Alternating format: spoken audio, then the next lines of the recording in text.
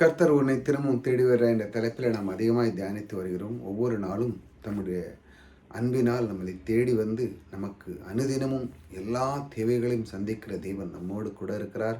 அவர் தேடி வந்து நமக்கு ஒவ்வொரு நாளும் அவருடைய வார்த்தை கொண்டு நம்மளை வழிநடத்தி கொண்டு இருக்கிறதை நாம் தொடர்ந்து பார்த்து கொண்டு இருக்கிறோம். இன்றும் அவருடைய வார்த்தையை நாம் தியானிக்கும் பொழுது நம்முடைய உள்ளம் எப்பொழுதும் மகிழ்ச்சியாக இருக்கும். அவரோடு இருக்கும் பொழுது நமக்கு ஒரு குறைவு இருக்காது. கிருபையிலே நமக்கு அனுதினமும் தந்து அவர் நம்முடைய வாழ்க்கையை சிறப்பு செய்கிறவர் நம்மோடு கூட இருக்கிறார். பாருங்கள், அவருடைய வார்த்தைக்கு நேராக போவோம்.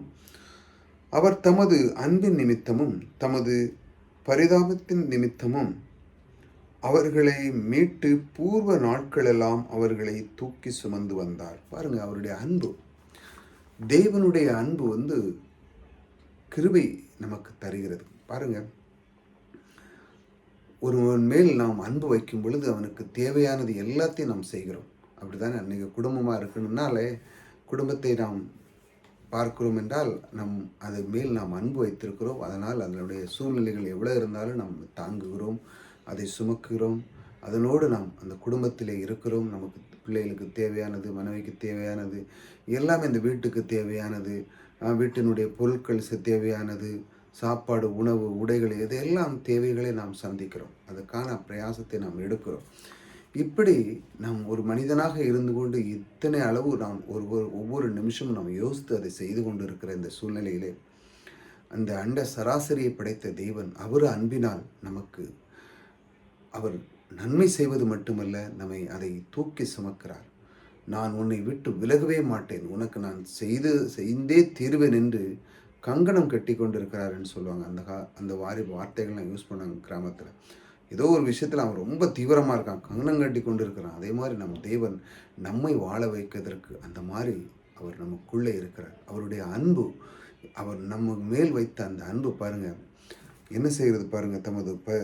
அவருடைய குணம், அந்த அன்பின் நிமித்தம் அவர்களை மீட்டு அவர்களை எடுத்தார். இஸ்ரேல் மக்களை எப்படி, அதே போல் அவங்களுடைய வாழ்க்கையில் அவர் ரட்சிப்புகளை உங்களை கொண்டு வந்தார். நீங்கள் எங்கேயோ இருந்திருப்பீங்க, எத்தனை விதமான தவறுகளை, ஏதோ விதமான காரியத்தில் நீங்கள் ஈடுபட்டு இருந்திருக்கலாம். ஆனாலும் தேவன் பாருங்கள், உங்களை மீட்டெடுத்து அவர் எல்லா நாட்களும் அவர்களை தூக்கி சுமந்து கொண்டு இருக்கிறார். அதே போல் உங்களுடைய வாழ்க்கையிலையும் உங்களை எப்பொழுதும் அவர் உங்களுடைய தூக்கி சுமப்பவர் உங்களுக்குள்ளே இருக்கிறார். நீங்கள் கவலைப்பட வேண்டிய அவசியம் என்னென்னால், நீங்கள் சில பேர்கள் என்ன யார் இருக்கா, எனக்கு என்ன செய்வாங்க, நான் என்ன செய்ய முடியும், என்னால் முடியாதே, நான் இதை எப்படி மேற்கொள்வேன், நான் இதை எப்படி கையாளுவேன், இந்த இதிலிருந்து நான் எப்படி விடுதலை ஆகுவேன், நான் என்ன செய்ய முடியும், என்னால் முடியாது அப்படிங்கிற சூழ்நிலைக்கு போகிற மனிதர்கள் நிறையா இருக்காங்க.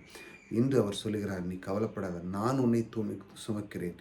ஏனென்றால் நான் உன்னை தெரிந்து கொண்டவன். என்னுடைய அன்பினால் உன்னை, நீ எத்தனை கஷ்டம் இருந்தாலும் எல்லாத்தையுமே அதை நிர்மூலமாக்கி நான் உன்னை தூக்கி சுமந்து உன்னை என் தேவன், என் தகப்பன் என்ற அந்த ஸ்தானம், என்னை நீ நேசித்ததனால், அந்த ஸ்தானத்தை உன்னுடைய உள்ளத்திலே வைத்ததனால் நான் உனக்கு எல்லாவித நன்மைகளையும் செய்ய தயாராக இருக்கிறேன். நீ என்னை ஏற்றுக்கொள்வதுதான் உனக்கு ஒரு குறை இருக்காது என்று சொல்லி அவர் உங்களுக்கு கொடுக்குறார். அதனால தான் மனிதன் பாருங்கள், கிறிஸ்துவை அதிகமாக தேட வேண்டும். நாம் தேடும் பொழுது நம்முடைய உள்ளத்தை அவருக்கு கொடுக்கும் பொழுது பாருங்கள், அவர் அன்பு கொடுக்குறார்.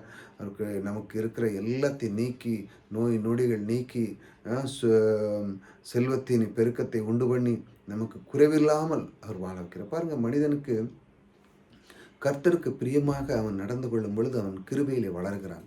கிருபை அப்படி தான் கிடைக்கிறது. பாருங்கள், வாழ்க்கையில் வளர்ச்சியிலே கிடைக்கிறது. ஒருவன் வளர்ந்து கொண்டே போகிறான் என்றால் அவனுக்குள்ளே கிருபை இருக்கு. அந்த கிருபையை நாம் பெற்றுக்கொள்வதற்கு விசுவாசம் தேவை.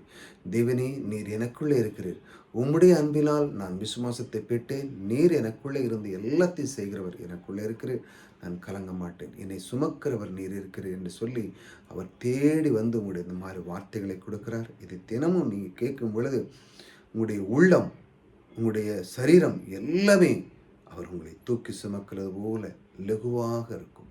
இந்த வார்த்தை கேட்ட நீங்கள் அனைவரும் கர்த்தர் உங்களை தூக்கி சுமந்து உங்களுடைய வாழ்க்கையில் எல்லா குறைகளையும் நீக்கி உங்களை அன்பாக வழி நடத்துகிறவர் உங்களோடு கூட இருக்கிறார். கர்த்தர் உங்களை ஆசீர்வதிக்கிறார்.